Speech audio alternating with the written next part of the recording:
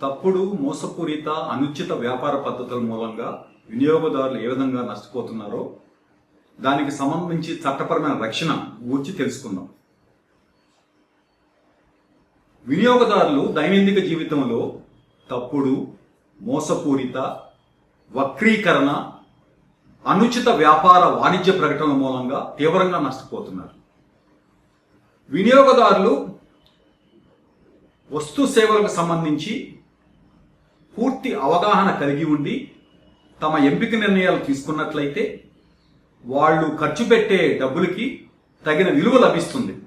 కానీ ఆ విధంగా వినియోగదారులు యొక్క ఎంపిక నిర్ణయాలు తీసుకోకుండా అవరోధం కల్పిస్తూ వ్యాపారస్తులు, ఉత్పత్తిదారులు తప్పుడు మోసపూరిత అనుచిత వాణిజ్య ప్రకటనలు చొప్పిస్తూ వినియోగదారుల యొక్క ఎంపిక నిర్ణయాలని అపహాస్యం చేస్తున్నారనేది పూర్తి వాస్తవం. వస్తు సేవలకు సంబంధించి ఇచ్చే వాణిజ్య ప్రకటనలు, వ్యాపార ప్రకటనలు ఆ వస్తు సేవల గురించి వినియోగదారుడికి అవగాహన కల్పిస్తూ ఆ వస్తు సేవల వలన వినియోగదారుడికి ఏ విధంగా ఉపయోగం, వాటి యొక్క స్వచ్ఛత, పరిణామం, వాటి యొక్క మిశ్రమం, వాటికి సంబంధించి మరి సర్వీసు సేవలు, వీటి గురించి చెప్పాలి. కానీ దీనికి విరుద్ధంగా వస్తు సేవల్లో లేని గుణాలను ఉన్నట్టు చెప్పటం, వస్తు సేవల్లో లేని ఉపయోగాలను ఉన్నట్టు చెప్పటం, వస్తు సేవలకు లేనటువంటి వారంటీసు, గ్యారంటీసు ఉన్నట్టు చెప్పటం, వస్తు సేవలకు లేనటువంటి స్పాన్సర్షిప్ ఉన్నట్టు చెప్పటం, వస్తు సేవల కొనుగోలులో ప్రైజెస్, గిఫ్ట్స్ ఇస్తామని చెప్పి ఆ ప్రైజెస్, గిఫ్ట్ యొక్క ధరను కూడా వస్తువు యొక్క ధరలో కలపటం, ఇవన్నీ కూడా చాలా మంది అనైతిక వ్యాపార పద్ధతులను పాటించే వ్యాపారస్తులు, ఉత్పత్తిదారులు, సరఫరాదారులు చేస్తూ ఉన్నారు. దాని మూలంగా వినియోగదారులు మోసానికి గురయ్యి కొన్ని వేల కోట్ల నష్టాన్ని చవిచూస్తున్నారు. కానీ చాలా మంది వినియోగదారులు ఈ విధంగా మోసపూరిత, తప్పుడు, అనుచిత వాణిజ్య ప్రకటనల మూలంగా నష్టపోయినప్పుడు తమలో తాము కుమిలిపోతూ న్యాయస్థానాలను ఆశ్రయించకుండా నా కర్మలే, నేను పూర్వజన్మలో ఏదో పాపం చేసుకున్నాను, ఈ జన్మలో ఈ విధంగా అనుభవిస్తున్నానని తమలో తామే కుమిలిపోతున్నారు. కానీ చట్టం వినియోగదారులకి ఒక వజ్రాయుధం. చట్టంలో ఇటువంటి తప్పుడు, మోసపూరిత, వక్రీకరణ, అనుచిత వ్యాపార పద్ధతుల్ని అవలంబించే ఉత్పత్తిదారులు, పంపిణీదారులపై ఎటువంటి చర్యలు తీసుకోవచ్చు అని చాలా స్పష్టంగా చెప్పారు. కాబట్టి వినియోగదారులు గనక ఈ చట్టంలో ఈ అనుచిత, మోసపూరిత, వక్రీకరణ, వాణిజ్య వ్యాపార ప్రకటనల నుంచి వినియోగదారులు ఏ విధంగా సంరక్షించుకోవచ్చు, ఈ అంశాల మీద కనుక అవగాహన కలిగి ఉన్నట్లయితే తప్పనిసరిగా వినియోగదారుల కమిషన్స్ని ఆశ్రయించి న్యాయాన్ని పొందవచ్చు. కాబట్టి ఇటువంటి అనుచిత, మోసపూరిత, వక్రీకరణ వ్యాపార వాణిజ్య ప్రకటనల గురించి చట్టంలో ఏం చెప్పారో తెలుసుకుందాం. మనకందరికీ తెలుసు, వినియోగదారుల హక్కులను పరిరక్షించడానికి గతంలో వినియోగదారుల పరిరక్షణ చట్టం 1986 ఉంది. ఇప్పుడు దాన్ని రద్దు చేసి 2019లో ఒక వినూత్నమైన విశ్లేషణతో కూడిన ఒక వినూత్నమైన కొత్త చట్టాన్ని తీసుకొచ్చారు. అదే వినియోగదారుల పరిరక్షణ చట్టం 2019. ఈ వినియోగదారుల పరిరక్షణ చట్టం 2019లో ఇటువంటి తప్పుడు వాణిజ్య వ్యాపార ప్రకటనలకు సంబంధించి పొందుపరిచిన అంశాలని ఇంకా ఎక్కువ పరిపుష్టి చేయడం జరిగింది. మనకు తెలుసు, చాలా సందర్భాల్లో మనము అమితంగా ప్రేమించి ఇష్టపడే సినిమా తారులు, క్రికెట్ స్టార్లు, లేదా సమాజంలో సుప్రసిద్ధ వ్యక్తులు, నిష్ణానితులు ఈ ఉత్పత్తిదారులు మార్కెట్లో అమ్మే వస్తు సేవలకు సంబంధించి మద్దతు పలుకుతూ వాణిజ్య ప్రకటనలు ఇస్తారు. కాబట్టి మనం చాలా సందర్భాల్లో మనం ఏమనుకుంటాం, అబ్బా నేను ప్రేమించే, అభిమానించే నా యొక్క హీరో, నా యొక్క క్రికెట్ స్టారు ఈ విధంగా అడ్వర్టైజ్మెంట్ ఇచ్చాడు కాబట్టి ఈ అడ్వర్టైజ్మెంట్లో చెప్పింది నిజమే అని భ్రమించి ఆ వస్తువులను కొనుక్కుంటాం మనం చాలా సందర్భాల్లో. కాబట్టి ఇటువంటి అంశాన్ని దృష్టిలో పెట్టుకొని మన శాసనకర్తలు వినియోగదారుల పరిరక్షణ చట్టం 2019లో చాలా స్పష్టంగా చెప్పారు. వస్తు సేవలకు సంబంధించి ఎవరైతే తమ మద్దతును ప్రకటిస్తారో వారు సినిమా తారలు కావచ్చు, సామాజిక ఇన్ఫ్లుయెన్సర్స్ కావచ్చు, లేకపోతే ప్రముఖ ప్రఖ్యాతి చెందిన క్రికెట్ స్టార్స్ కావచ్చు, లేకపోతే ఇతరత్ర వేరే రంగాల్లో రాణించే నిష్ణాతులు కావచ్చు, అప్పుడు వాళ్ళు సరైన జాగ్రత్తలు పాటించకుండా ఆ వస్తు సేవలకు సంబంధించి గనక మద్దతు కనుక ప్రకటిస్తే ఆ వస్తు సేవలలో అటువంటి చెప్పిన గుణాలు, లక్షణాలు, ఉపయోగాలు లేనట్లయితే అప్పుడు ఉత్పత్తిదారుడితో సహా ఆ యొక్క ఎండార్సర్స్ కూడా లైబులే. అంటే ఏ ఉత్పత్తిదారుడైతే ఇటువంటి తప్పుడు, వక్రీకరణ, మోసపూరితమైన అనుచిత వాణిజ్య ప్రకటనల్ని మార్కెట్లోకి ప్రింట్ మీడియా ద్వారా కానీ, ఎలక్ట్రానిక్ మీడియా ద్వారా కానీ, సోషల్ మీడియా ద్వారా కానీ, లేదా ఇతరత్ర మార్కెట్లో రిలీజ్ చేసి వినియోగదారుల ఎంపిక నిర్ణయాలని ప్రభావితం చేశారో అతని తోటు పాటుగా అతనికి మద్దతు ప్రకటించిన ఆ ఎండార్సర్స్, అంటే ఆ సినీ స్టార్స్ కావచ్చు, లేకపోతే క్రికెట్ స్టార్స్ కావచ్చు, సమాజంలో ఉన్న పేరు ప్రఖ్యాతులు ఉన్న నిష్ణాతులు కావచ్చు, వాళ్ళు కూడా లైబులే అని చెప్పి చట్టంలో చాలా స్పష్టంగా చెప్పారు. అంతేకాదు, చట్టం ప్రకారం ఆ విధంగా ఎండార్సర్స్ కనుక తప్పుడు వాణిజ్య ప్రకటనలు కనుక మద్దతు కనుక ప్రకటించినట్లయితే వాళ్ళ మీద మొట్టమొదటిసారి 10 లక్షలు జరిమానా, రెండోసారి అదే చేస్తే 50 లక్షల దాకా జరిమానా, ప్లస్ ఆ విధంగా తప్పుడు వాణిజ్య ప్రకటనలకు మద్దతు ప్రకటించిన ఆ ఎండార్సర్స్ కి, ఆ సోషల్ ఇన్ఫ్లుయెన్సర్స్ కి ఎటువంటి వాణిజ్య ప్రకటనలో కూడా భాగస్వామ్యం పంచుకోవడానికి వీల్లేదు. ఎటువంటి వాణిజ్య ప్రకటనైనా, ఆ కంపెనీయే కాదు, మిగతా ఏ కంపెనీ వాణిజ్య ప్రకటనలో కూడా భాగస్వామ్యం పంచుకోవడానికి వీల్లేదని చెప్పి 1 సంవత్సరం దాకా నిషేధించవచ్చు. అంతేకాకుండా వారి మీద 1 సంవత్సరం నుంచి 3 సంవత్సరాల దాకా కూడా జైలు శిక్ష కూడా విధించవచ్చు. కాబట్టి వినియోగదారుల పరిరక్షణ చట్టంలో దీన్ని స్పష్టంగా చెప్పారు. ముఖ్యంగా వినియోగదారుల పరిరక్షణ చట్టంలో మిస్లీడింగ్ యాడ్స్ గురించి, అదేవిధంగా ఫాల్స్ యాడ్స్ గురించి, అదేవిధంగా అన్ఫెయిర్ ట్రేడ్ ప్రాక్టీసెస్ అంటే తప్పుడు వాణిజ్య ప్రకటనల గురించి, మోసపూరిత వాణిజ్య ప్రకటనల గురించి, అనుచిత వాణిజ్య ప్రకటనల గురించి చాలా స్పష్టంగా చెప్పారు. అనుచిత వ్యాపార ప్రకటనలు అంటే ఏంటో కూడా వినియోగదారుల చట్టంలో చాలా స్పష్టంగా చెప్పారు. అనుచిత వ్యాపార పద్ధతులు అంటే మొత్తం 8 రకాలని చెప్పాడు. ఒకటేంటంటే వస్తు సేవల అమ్మకాన్ని, వినియోగాన్ని, కొనుగోలుని అభివృద్ధి చేయడానికి వ్యాపారస్తులు, ఉత్పత్తిదారులు ఆ వస్తువుల్లో లేని సేవలు, గుణాలు, నాణ్యత, పరిమాణం, స్వచ్ఛత ఉన్నట్లు చెప్పడం మోసపూరితంగా. లేనట్లయితే ఆ వస్తువులకు సంబంధించి ఫలాని వారంటీస్ ఇస్తున్నాం, గ్యారంటీస్ ఇస్తున్నాం అంటాడు. కానీ ఆ వారంటీస్, గ్యారంటీస్ని అమలు చేసే ఉద్దేశం అతనికి ఉండదు. ఇంకోటి ఏంటంటే ఆ వస్తువులకు సంబంధించి ఫలాని స్పాన్సర్షిప్ ఉందంటాడు. లేదా సెకండ్ హ్యాండ్ వస్తువులకి మామూలు అలంకరణ చేసి మామూలు కొత్త న్యూ బ్రాండ్ వస్తువులు అని చెబుతాడు. అది మొదటి తరగతికి చెందిన అన్ఫెయిర్ ట్రేడ్ ప్రాక్టీసెస్. రెండోది ఏంటంటే వస్తువులకు సంబంధించి నేను భారీగా డిస్కౌంట్ ఇస్తానంటాడు. కానీ అక్కడ షాప్కి వెళ్తే డిస్కౌంట్ అనేది కొన్ని వస్తువుల మీద అంటాడు. డిస్కౌంట్ అనేది స్టాక్ ఉన్నంత మట్టుగా అంటాడు. అది కూడా అన్ఫెయిర్ ట్రేడ్ ప్రాక్టీసే.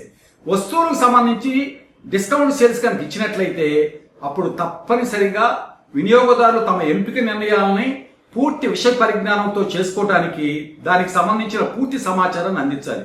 ఏ వస్తువులపైన డిస్కౌంట్, ఎంత శాతం డిస్కౌంట్, ఆ డిస్కౌంట్ అనేది సహేతుకమైన కాలానికి కూడా ఇవ్వాలి. అంటే కనీసం 10 to 15 days అట్లా ఇచ్చేటట్టు ఉండాలి.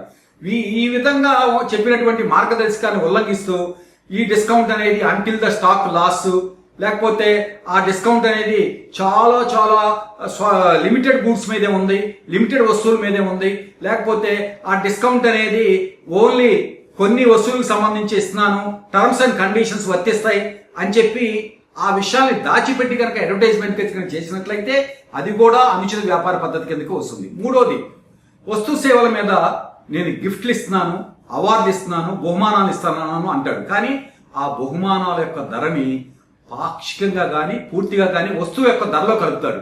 అది కూడా అనుచిత వ్యాపార పద్ధతి. నాలుగోది ఏంటంటే వస్తు సేవలకు సంబంధించి నేను ఒక కంటెస్ట్, ఒక గేమ్ కండక్ట్ చేస్తున్నాను, ఒక పజుల్ కండక్ట్ చేస్తున్నాను, కాబట్టి ఆ పజుల్ ఎంట్రీ ఫామ్ కావాలంటే వస్తువును కొంటేనే ఇస్తానంటాడు. తత్ఫలితంగా ఏం చేస్తాడు, నువ్వు వస్తువును కొంటే నేను ఒక ప్రైజ్ ఎంట్రీ ఇస్తా, నువ్వు ఫిలప్ చేసి పంపిస్తే నీకు నేను గిఫ్ట్ ఇస్తానంటాడు. అది కూడా అనుచిత వ్యాపార పద్ధతి కిందకే వస్తుంది. ఐదోది, పోటీదారులు అంటే ఒక వస్తువును తయారు చేసే ఉత్పత్తిదారుడు తన పోటీదారు యొక్క వస్తువుల్ని చులకన చేసి హేళనగా మాట్లాడటం, అది కూడా అనుచిత వ్యాపార పద్ధతి కిందకు వస్తుంది. ఆరోది ఏంటంటే వస్తు సేవల కొనుగోలు చేసినప్పుడు బిల్లు ఇవ్వటానికి నిరాకరించటం. అంటే ఒక వస్తువు యొక్క ధర ఎంత ఉన్నప్పటికీ 10 పైసలు కావచ్చు, అది 50 రూపాయలు కావచ్చు, 100 కావచ్చు, అంతకు మించి కావచ్చు, ఒక వస్తు సేవకు సంబంధించి వ్యాపారస్తుడు వినియోగదారుడు అడగకుండానే బిల్లుని జారీ చేయాలి. ఆ బిల్లుని జారీ చేయడానికి నిరాకరించినట్లయితే అది కూడా అనుచిత వ్యాపార పద్ధతి కిందకే వస్తుంది. ఇంకోటి, వస్తు సేవలకు సంబంధించి goods once sold will not be taken back అంటాడు. అంటే ఒకసారి అమ్మిన వస్తువులు తీసుకొని పడవంటాడు. అది కూడా అనుచిత వ్యాపార పద్ధతి కిందకి వస్తుంది. ప్రతి ఉత్పత్తిదారుడు కూడా తన వస్తువుల్ని సేవల్ని అమ్మినప్పుడు తప్పనిసరిగా చెప్పాలి, ఆ వస్తువులు సేవలకు సంబంధించి రిటర్న్ పాలసీ అనేది ఉంది. ఇన్ని రోజుల్లోపు ఆ వస్తువులు కనుక మీ యొక్క అవసరానికి సరిపడినట్లయితే, లేకపోతే ఆ వస్తువుల్లో లోపాలు కనుక ఉన్నట్లయితే మీరు ఆ వస్తువుని తిరిగి ఇచ్చి వేయవచ్చు అని చెప్పే అవకాశం వినియోగదారులకు కల్పించాలి తప్పనిసరిగా. అదేవిధంగా వస్తు సేవల యొక్క ఉత్పత్తిదారుడు వినియోగదారుడు ఇచ్చినటువంటి గోప్యతతో కూడిన సమాచారం, అంటే అతని టెలిఫోన్ నెంబర్ అవ్వచ్చు, అతని పేరు కావచ్చు, అతని అడ్రస్ కావచ్చు, అతనికి సంబంధించిన ఇతర వివరాలు అతని అనుమతి లేకుండా లేదా చట్టపరమైన అనుమతి లేకుండా వేరే వాళ్ళకి ఇచ్చినట్లయితే అది వినియోగదారుడు యొక్క గోప్యతను భంగం కలిగించడమే. అది కూడా అనుచిత వ్యాపార పద్ధతి కిందకి వస్తుంది. అదేవిధంగా వినియోగదారుల పరిరక్షణ చట్టంలో తప్పుడు వ్యాపార ప్రకటనల గురించి, వక్రీకరణ వ్యాపార ప్రకటనల గురించి కూడా స్పష్టంగా చెప్పడం జరిగింది. ముఖ్యంగా వినియోగదారుల పరిరక్షణ చట్టం ప్రకారం ఇటువంటి తప్పుడు, అనుచిత, మోసపూరితమైన వ్యాపార పద్ధతుల్ని అరికట్టడానికి ఒక ప్రత్యేకమైన సంస్థను నెలకొల్పారు. ఆ ప్రత్యేకమైన సంస్థ పేరే సెంట్రల్ కన్జ్యూమర్ ప్రొటెక్షన్ అథారిటీ. అంటే కేంద్రీయ వినియోగదారుల రక్షణ ప్రాధికారక సంస్థ, సెంట్రల్ కన్జ్యూమర్ ప్రొటెక్షన్ అథారిటీ. కాబట్టి ఈ సెంట్రల్ కన్జ్యూమర్ ప్రొటెక్షన్ అథారిటీ మార్కెట్లో ఇటువంటి మోసపూరిత, వక్రీకరణ, దగాపూరితమైన అనుచిత వ్యాపార పద్ధతులు గనక ఉన్నట్లయితే స్వయంగా అయినా విచారించవచ్చు, లేదా ఏ వినియోగదారుడైనా ఇటువంటి అనుచిత, మోసపూరిత, వక్రీకరణ వ్యాపార ప్రకటనల్ని మన టీవీలో కానీ, న్యూస్ పేపర్స్లో కానీ, సోషల్ మీడియాలో కానీ ఇతరత్రా కనుక చూసినట్లయితే వాటి మీద ఈ సెంట్రల్ కన్జ్యూమర్ ప్రొటెక్షన్ అథారిటీకి ఫిర్యాదు చేయొచ్చు. ఈ ఫిర్యాదు చేయడానికి ఎటువంటి రుసుము లేదు. ఫిర్యాదు చేసేటప్పుడు ఆ అడ్వర్టైజ్మెంట్ ప్రింట్ కాపీని లేదా అది డిజిటల్ రూపంలో కనుక ఉన్నట్లయితే దాన్ని, ఆ అడ్వర్టైజ్మెంట్ ని సీడీలో లోడ్ చేసి మరి central consumer protection authority chief commissioner కి లేదా కమిషనర్ కి లేదా రిజిస్ట్రార్ కి పంపించవచ్చు. ఈ central consumer protection authority address ఏంటంటే the chief commissioner, central consumer protection authority, Krishi Bhavan, Rajendra Prasad road, New Delhi 110001. దీని యొక్క ఈమెయిల్ అడ్రస్ ఏంటంటే com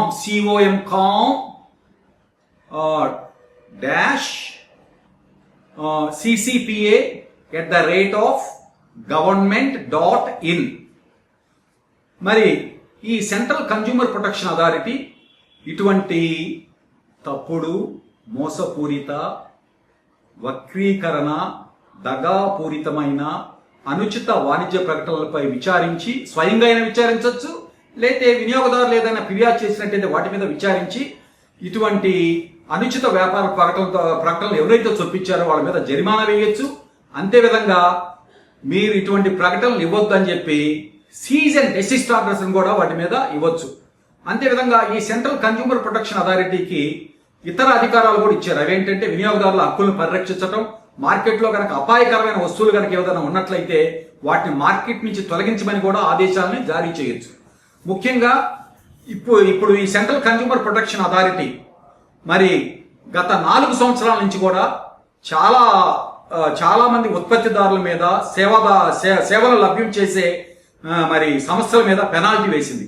ముఖ్యంగా మనకు తెలుసు చాలా మంది విద్యా సంస్థలు, ముఖ్యంగా ఐఓఎస్ కోచింగ్ సెంటర్స్ మా దగ్గర 100% సక్సెస్, మా దగ్గర కనుక చేరినట్లయితే తప్పనిసరిగా మీరు ఐఏఎస్ సెలెక్ట్ అవుతారు అని చెప్పి వాణిజ్య ప్రకటనలు ఇస్తారు.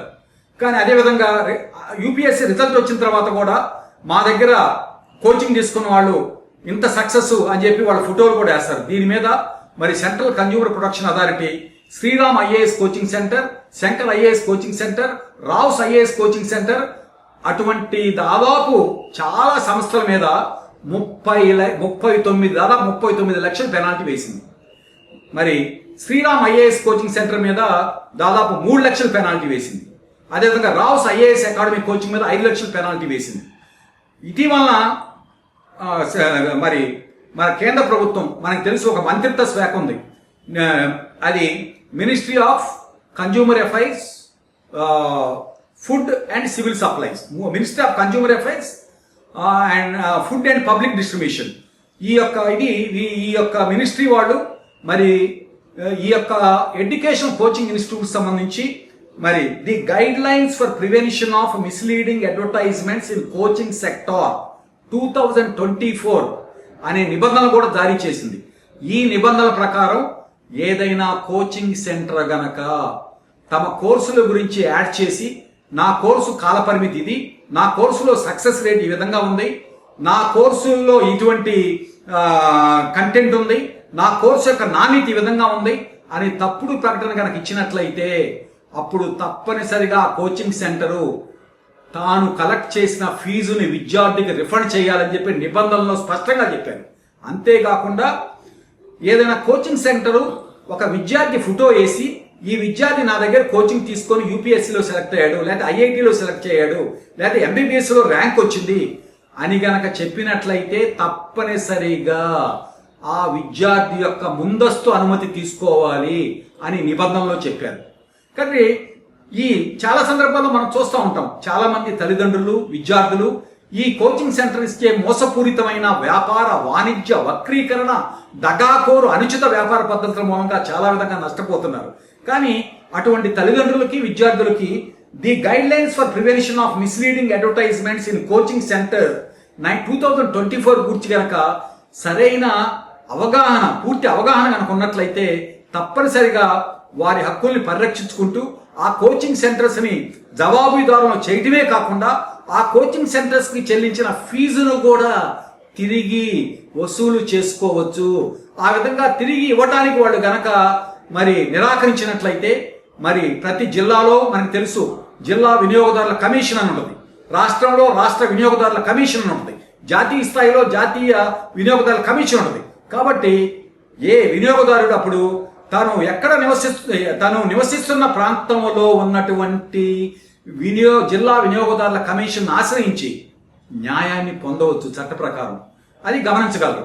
ఇంకోటి ఏంటంటే మరి ఈ సెంట్రల్ కన్జ్యూమర్ ప్రొటెక్షన్ అథారిటీ మరి కొన్ని వస్తువులకు సంబంధించి కూడా మరి జరిమానా విధించడం జరిగింది. మనకు తెలుసు, మనకి సెన్సోడైన్ అనే టూత్ పేస్ట్ ఉంటుంది.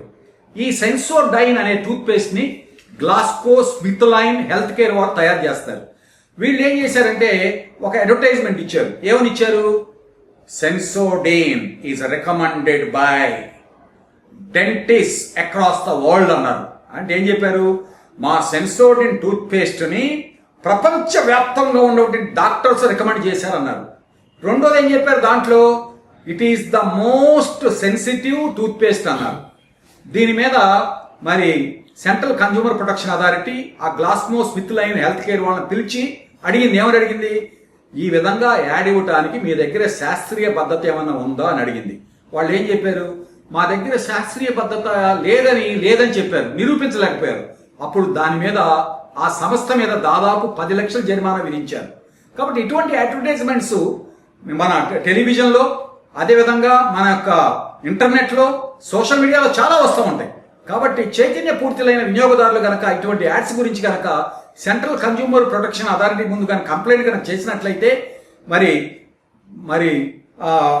అవగాహన లేని వినియోగదారులు, అదేవిధంగా అక్షరాస్యత లేని వినియోగదారులు చాలామంది ఉంటారు. వాళ్ళు యొక్క హక్కుల్ని మనం పరిపుష్టి చేయడానికి మార్గం దోహదం అవుతుంది. అంతేకాకుండా మనకు తెలుసు నాప్టాల్ అనే ఒక కంపెనీ ఉంది. ఈ నాప్టాల్ అనే కంపెనీ హౌసింగ్ ప్రొడక్ట్స్ని అమ్ముతుంది.